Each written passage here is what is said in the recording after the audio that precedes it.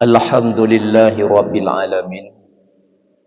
Wassalatu wassalamu ala Sayyidina Muhammad wa ala alihi wa sahbihi ajma'in, amma ba'd.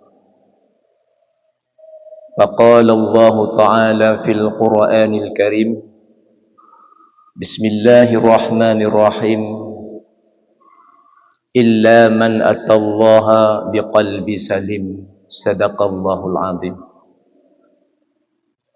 Pertama-tama marilah sama-sama kita memuja dan memuji Allah,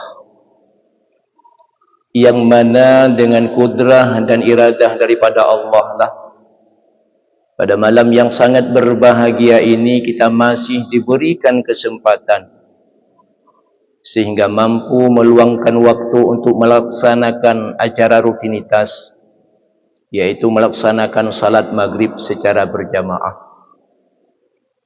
Salawat bernada salam dengan lapan ahlan wa sahlan ya murhaban bikum jami'ah kita antarkan kepada baginda Rasulullah sallallahu alaihi wasallam.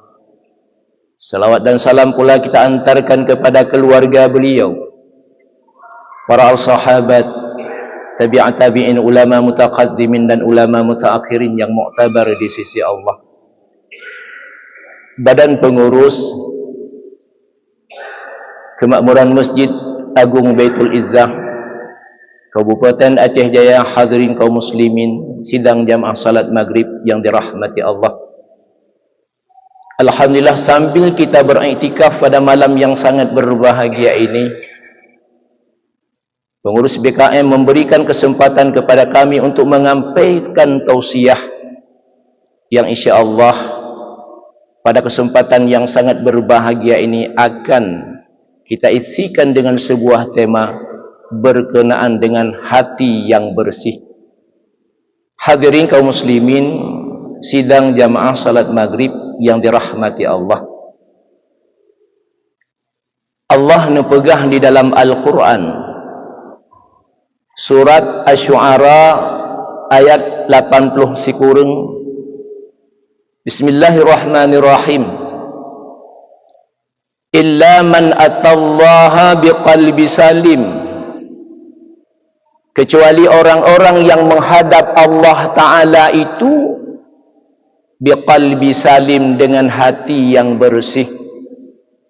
Rupanya ayah, rupanya mak, hadirin kaum muslimin sidang jamaah yang dirahmati Allah, sehingga waktu bangkit ditanya oleh Allah Ta'ala di yaumil qiyamah, yauma la yanfa'u banun wala malun, pada hari tidak ada manfaat harta dan anak. Jadi yang bermanfaat di hadapan Allah ba'watenya adalah qalbi salim, yaitu hati yang bersih. Allah Ta'ala hanan kalan anu padidraw anak puna rame anak ditanya hanan kalan kenal le Allah Ta'ala.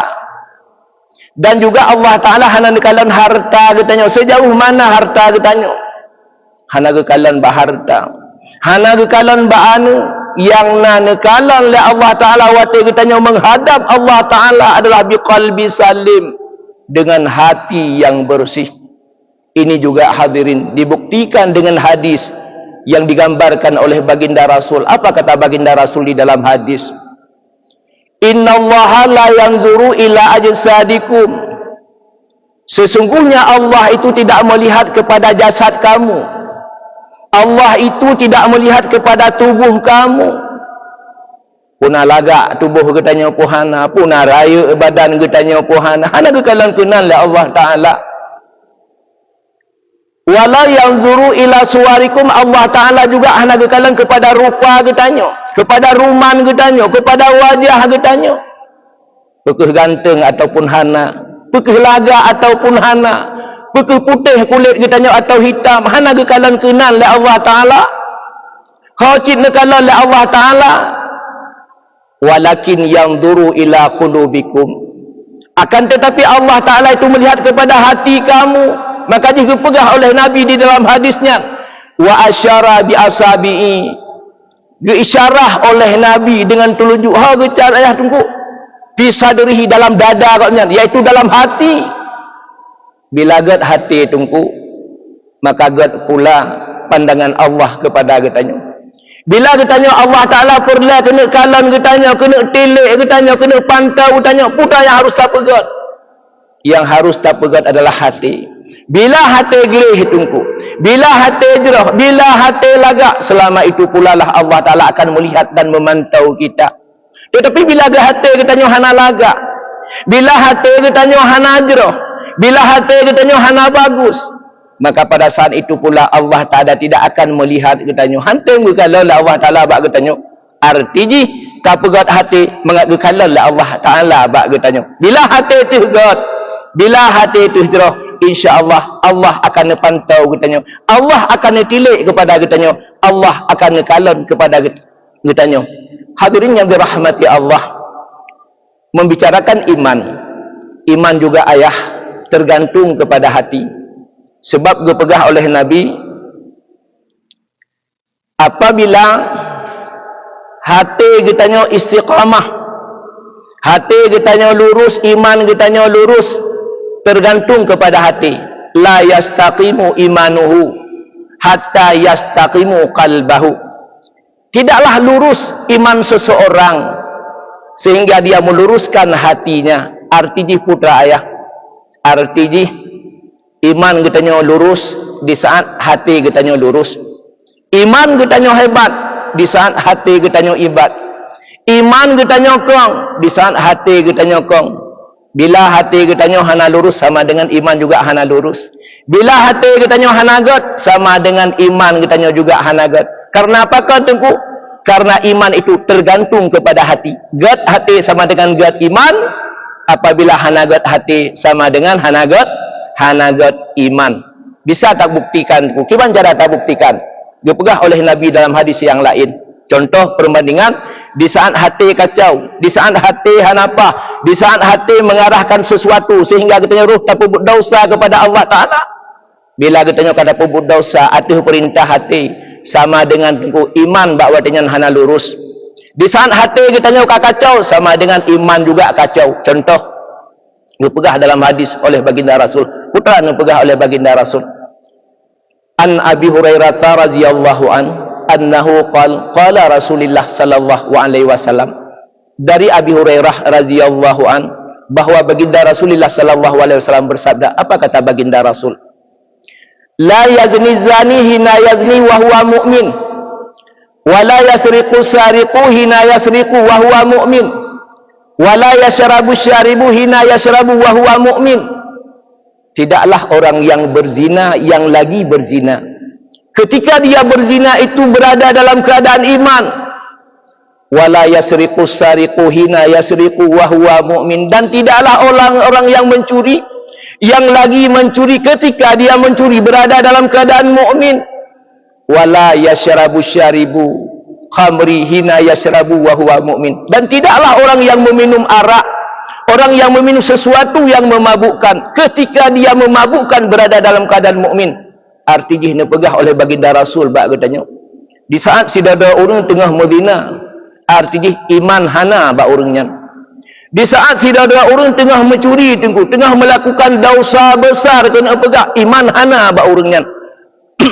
Menancit sidada orang tengah jeb tua, tengah pajuh sabai, tengah minum sesuatu yang memabukkan, iman hana sapat bak orangnya. Sehingga sahabat bertanya bak watenya, ya Rasulullah, cina pegah siat bak kamu ya Rasul. Toh ukuran iman han hidup bak pencuri.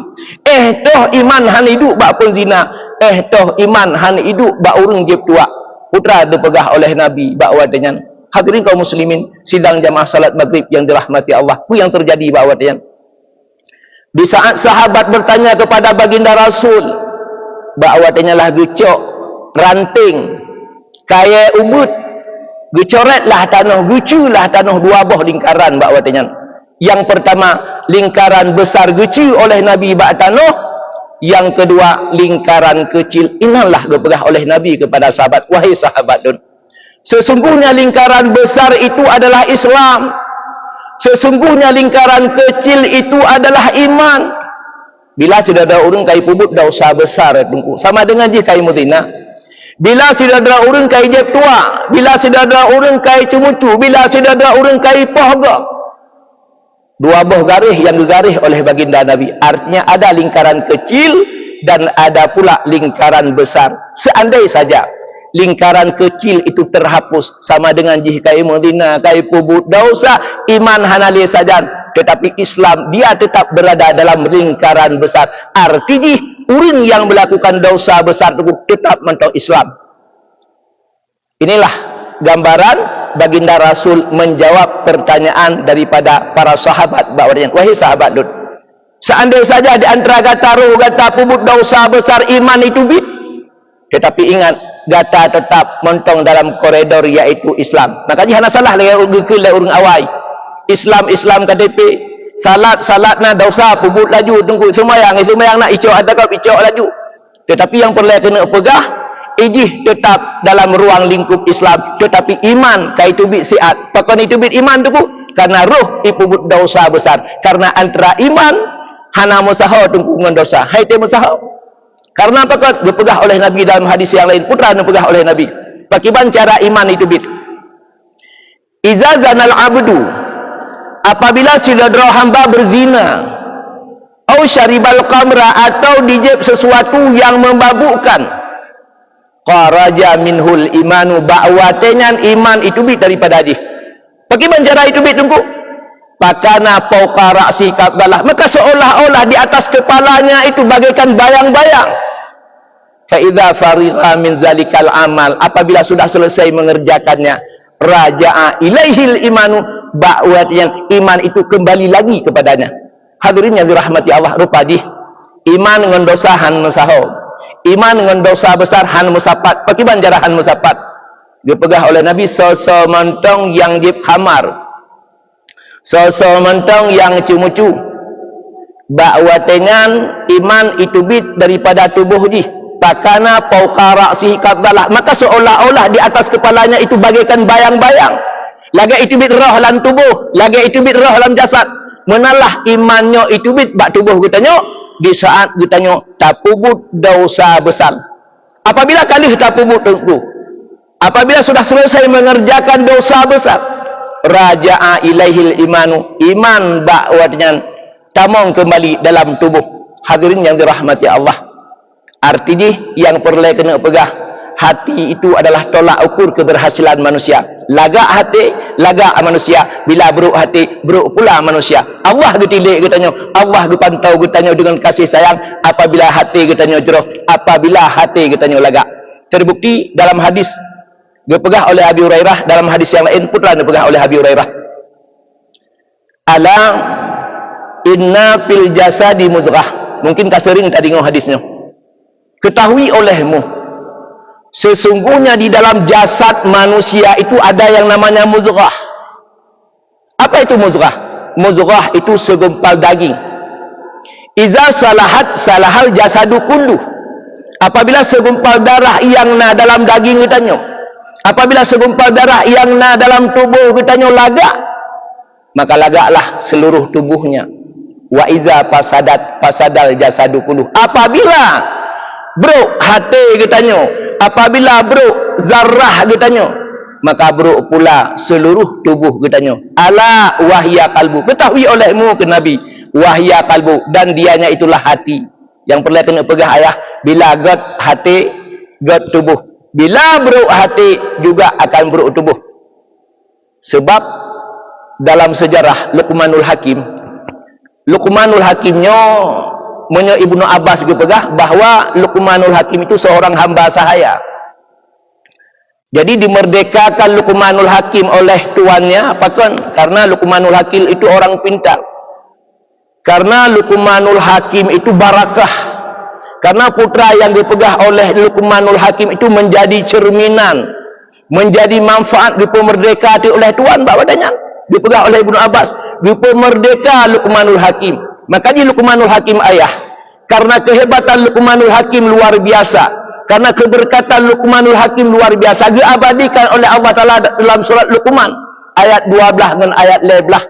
Yang perlu kena pegah Luqmanul Hakim bakwat yang sidro hamba sahaya dimerdekakan oleh tuannya. Karena apa kan? Karena kehebatan Luqmanul Hakim luar biasa. Putra dipegah oleh tuan Luqmanul Hakim bakwat yang setelah dimerdekakan, wahai Luqmanul Hakim, gata cok kameng sabuh rumah ini. Lu gata cok kameng sabuh rumah gata koh taku kameng. Lu gata koh taku gata tek-tek gata cancang nangangan bumbu di rumah gata masak.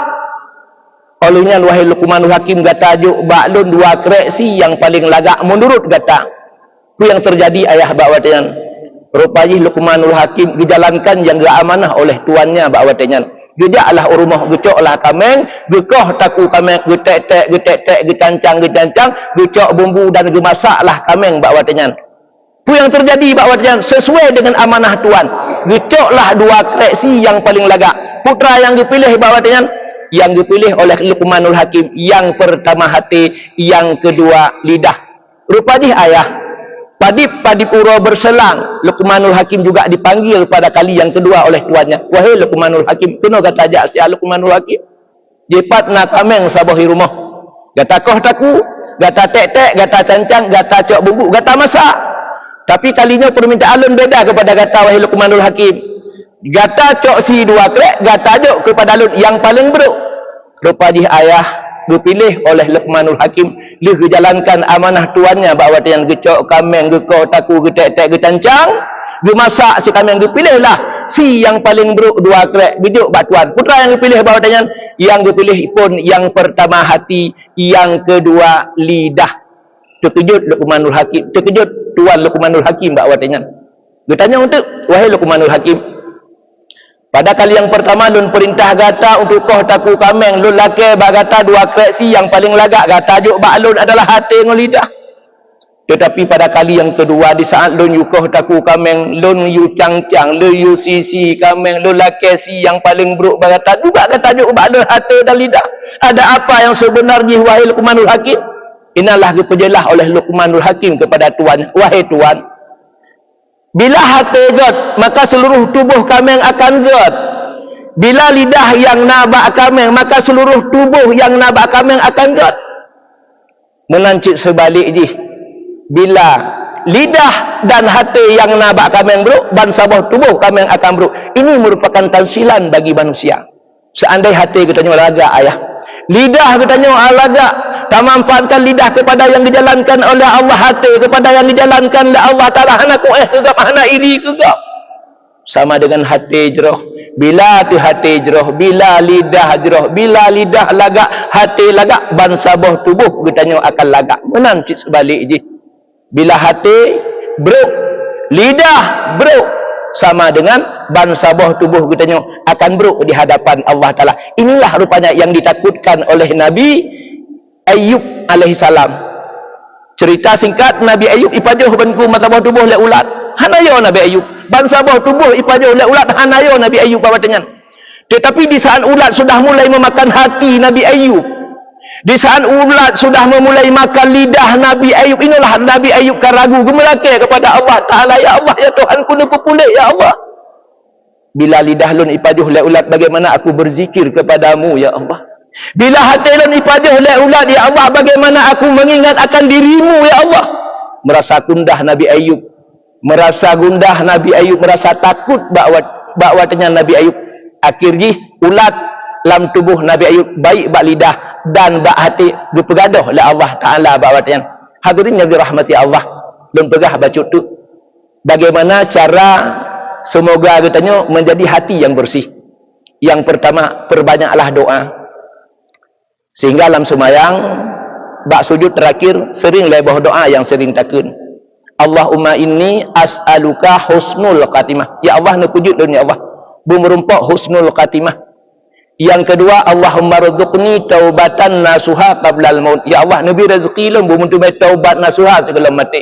Yang terakhir, Allahumma ya muqallibal qulub sabbit qalbi ala dinika. Wahai yang membolak-bolakkan hati, nepu tetap ya Allah hati lun di atas taat kepada engkau, di atas agama engkau. Maka kita baca tu doanya dalam sembahyang pakot mengagot hati. InsyaAllah selama kita tatim baca doanya, mungkin hati kita akan gepegeh, hati kita terhindar dari sesuatu yang bisa membahayakan diri kita. Yang kedua, singkat mentang, perbanyaklah membaca Al-Quran. Karena dipegah oleh Nabi di dalam hadis, sesungguhnya hati itu akan berkarat bagaimana berkaratnya besi. Maka oleh karena itu bersihkanlah dia dengan Al-Quran. Rupa dia ayah, hati katanya sama cik lagi besar. Munya besar berkarat, hati katanya juga berkarat. Kiban cara tak boleh tu? Perbanyaklah membaca Al-Quran. Yang kelima, kiban cara tak boleh? Seringlah menuntut ilmu agama. Yang keempat, mengamalkan sesuai dengan ilmu yang sudah ada. Yang kelima tu, berbuat baiklah sesama kita. InsyaAllah, bilanya kita lakukan tu, kita akan menjadi jeroh hati. Bila hati kajroh, hablum minanas akan terbangun juga dengan bagus. Dan bila hati itu kajroh, insyaAllah hablum minallah, hubungan kita dengan Allah Ta'ala mungkin akan mutamahgat. Yang mentang yang dapat ulun tuan sampaikan sekian dan terima kasih. Semoga bermanfaat wabil khusus buat pribadi ulun tuan dan umum jih kepada hadirin kaum muslimin sidang jamaah salat maghrib yang dirahmati Allah. Sekian dan terima kasih. Assalamualaikum warahmatullahi wabarakatuh.